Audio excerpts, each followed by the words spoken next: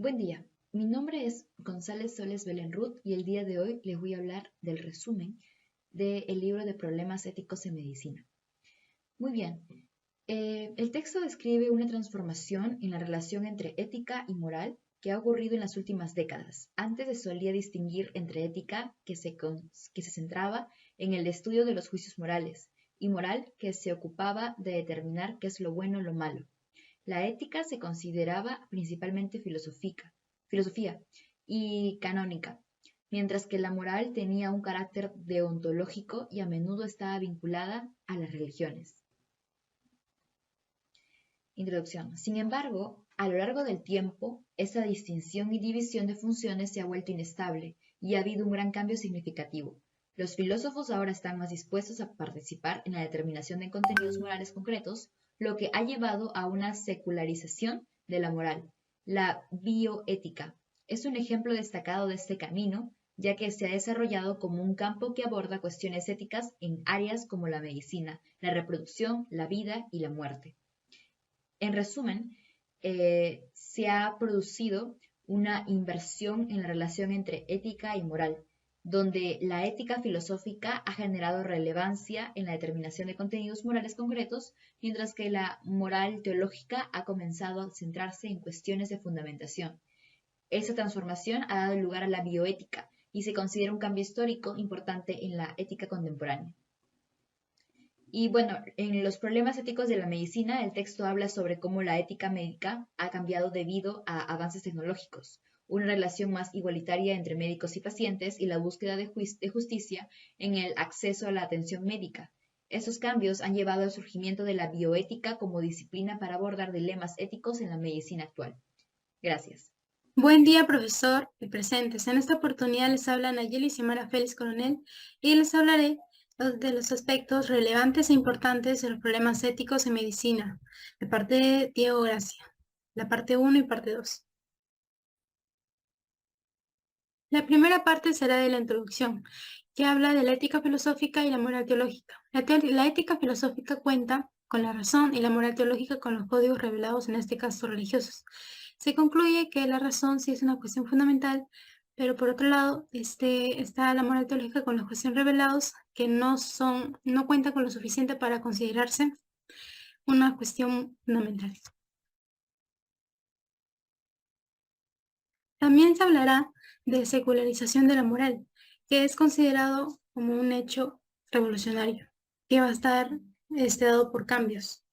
Uno de esos cambios va a ser el término de ética médica pasado a bioética médica.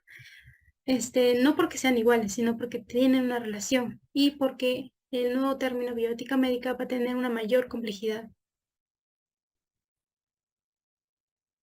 La parte 2 se denomina Problemas éticos de la medicina y en este caso hablaremos de los aspectos positivos del autor.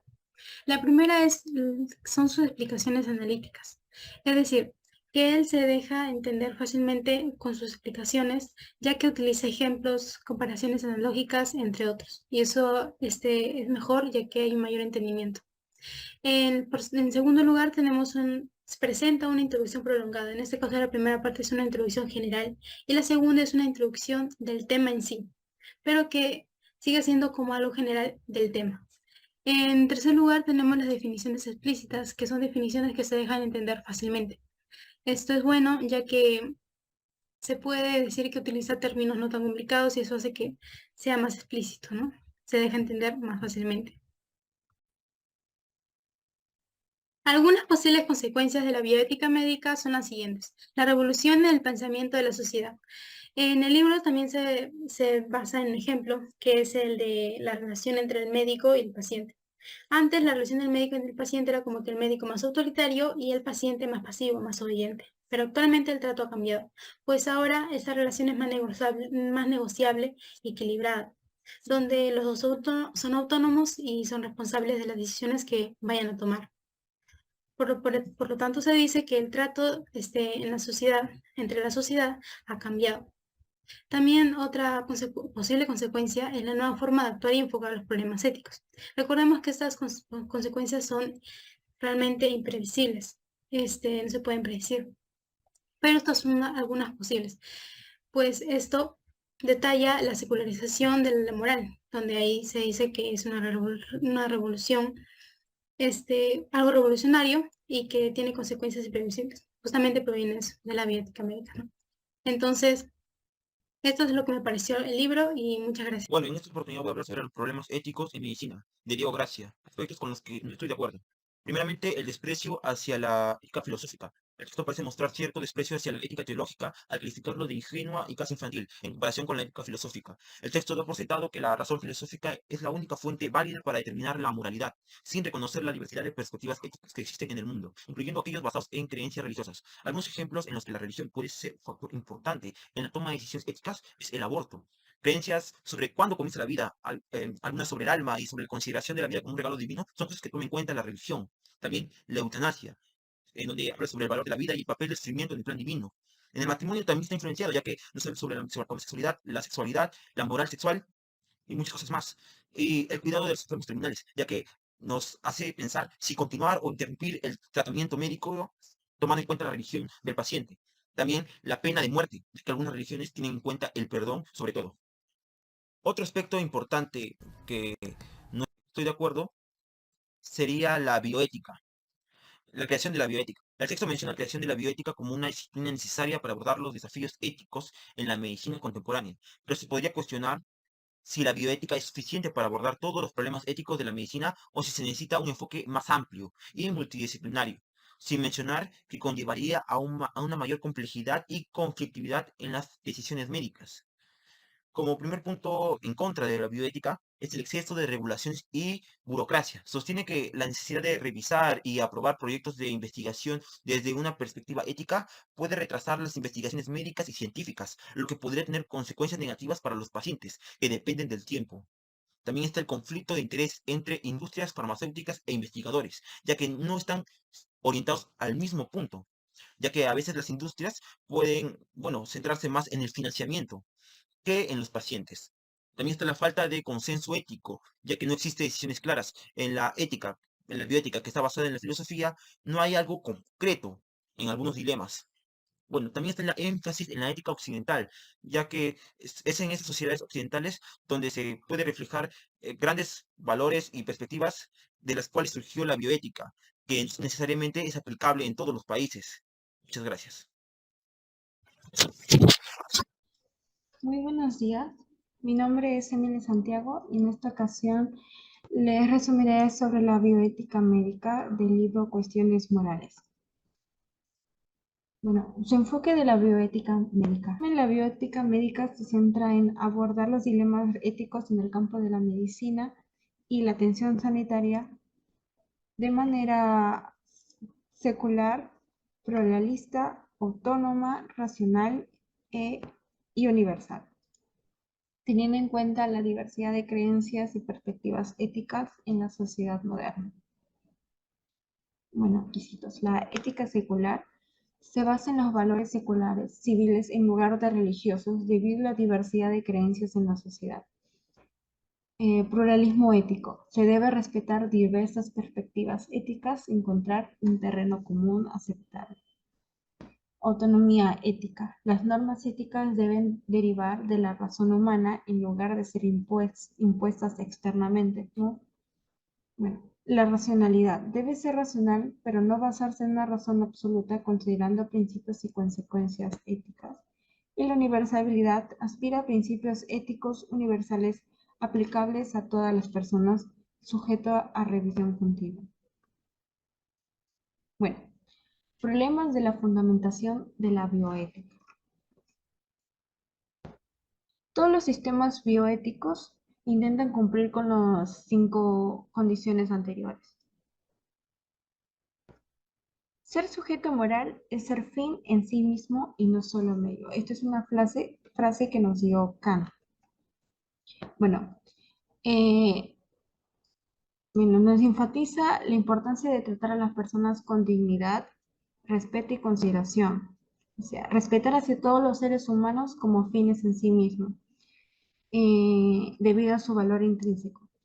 Y bueno, con respecto a medio, nos sugiere en el texto utilizar las los recursos naturales, las demás cosas como medios para satisfacer las necesidades y valores de las personas.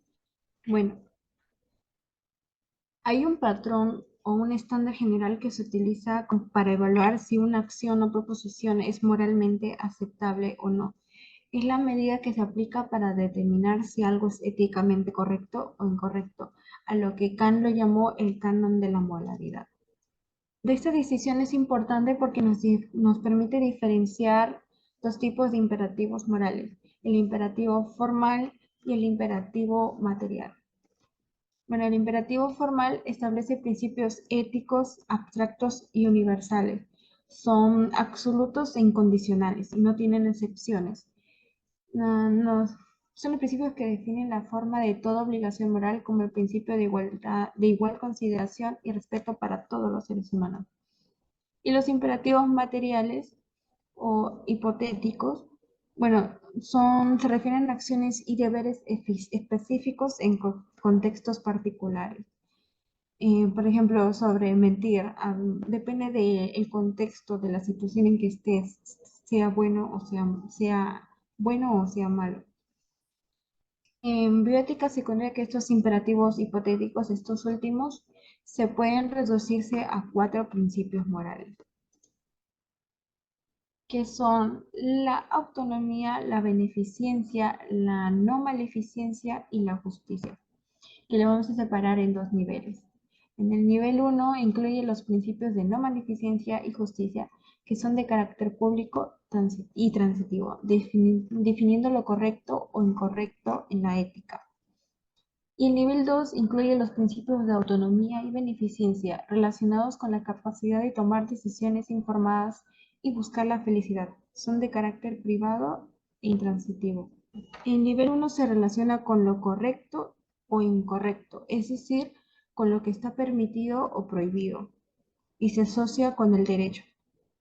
Y el nivel 2 se relaciona con lo bueno o malo, y se asocia es decir, con la búsqueda de bienestar y la felicidad, y se asocia con la moral. En el texto nos dice hay que evitar los extremos doctrinarios.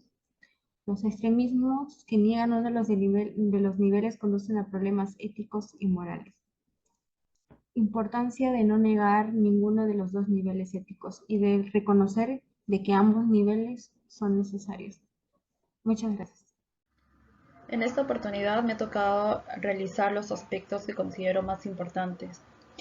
Analizar los hechos, los valores en conflicto y los deberes en curso de la bioética médica y la problemática en función. Voy a hablar en primer lugar respecto al tema sobre el principio de la moralidad. Nosotros como seres humanos debemos de tratar con mucho respeto hacia otro ser vivo y sobre todo asumir nuestros actos, ya que estamos obligados a actuar de manera correcta, ya que somos considerados seres racionales. En primer lugar, encontramos aquí a Kant, el que establece que el sujeto moral es ser fin en sí mismo y no sobre el medio.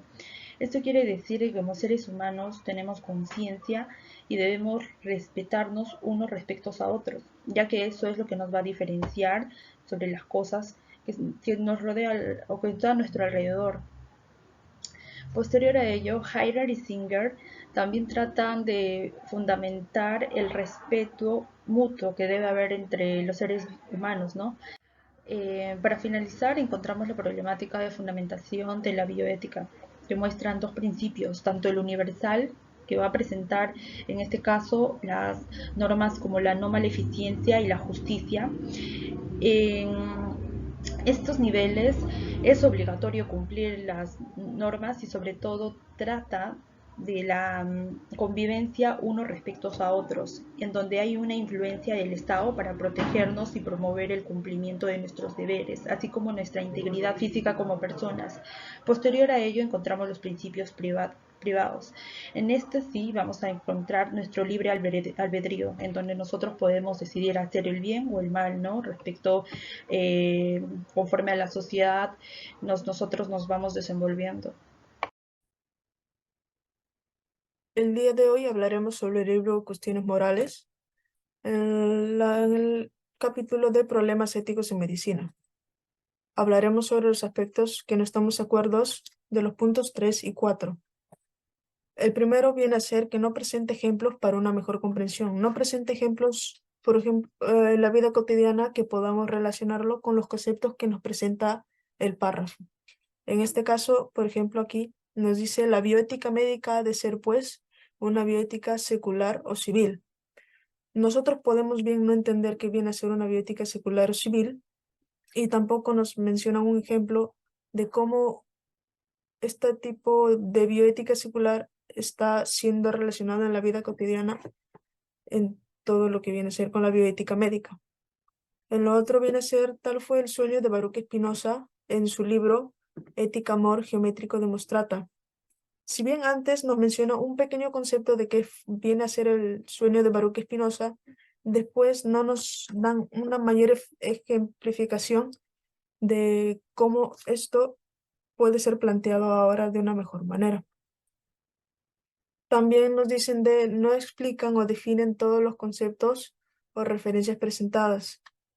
Por ejemplo, aquí nos dice aspira a ser universal y por lo tanto ir más allá de los puros convencionalismos morales. Y abajo nos dice que la razón ética aspira al establecimiento de leyes universales. En ningún parte del párrafo nos mencionan qué viene a ser un convencionalismo moral o qué viene a ser una ley universal para poder relacionar esos conceptos con lo que nos están mencionando en el párrafo. Lo mismo en la parte de abajo, desde que nos dicen que la beneficencia depende siempre del propio sistema de valores y tiene por ello un carácter a la postre subjetivo. Y después de ello, después de que nos mencionan el carácter a la postre subjetivo, no nos explican o no nos definen qué viene a ser este carácter, solamente lo dejan ahí y pasan a seguir diciendo a la diferencia de lo que sucede con los principios de no maleficencia y justicia. No nos dan a entender a qué se refieren con el carácter a la postre subjetivo. El tercer punto donde no estamos de acuerdo viene a ser de que presenta términos que no provienen de un lenguaje estándar o común.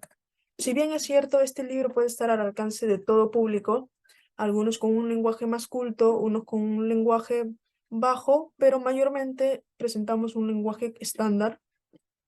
Estos conceptos pueden no ser comprendidos por todos. Por ejemplo, el término teleológica o utilitarista, anglosajona, prescriptivismo, extremismos doctrinarios y las utopías. Si bien para algunos, por ejemplo, como algunos estudiantes, nosotros podemos entender o tener más o menos la idea de a qué se refiere, no todos están al alcance de poder definir a qué se refieren dichos términos en cada parte del párrafo. Con lo cual, creo yo que debería de presentar, o al menos entre paréntesis, definir a qué se refiere cada término. Y eso sería todo. Gracias. Cuestiones de procedimiento. El razonamiento moral consta de dos pasos. Uno principialista, deontológico y a priori, y otro consecuencialista, teológico y posteriori. El primero sirve para establecer las normas, el segundo las excepciones a la norma. Un buen ejemplo es la mentira. Es decir, la verdad es estar cumpliendo la norma y respetándola. Hay circunstancias que nos obligan a decir, a no decir toda la verdad y a veces hasta mentir. Aquí tenemos una excepción a la norma que es la mentira piadosa. Siguiente.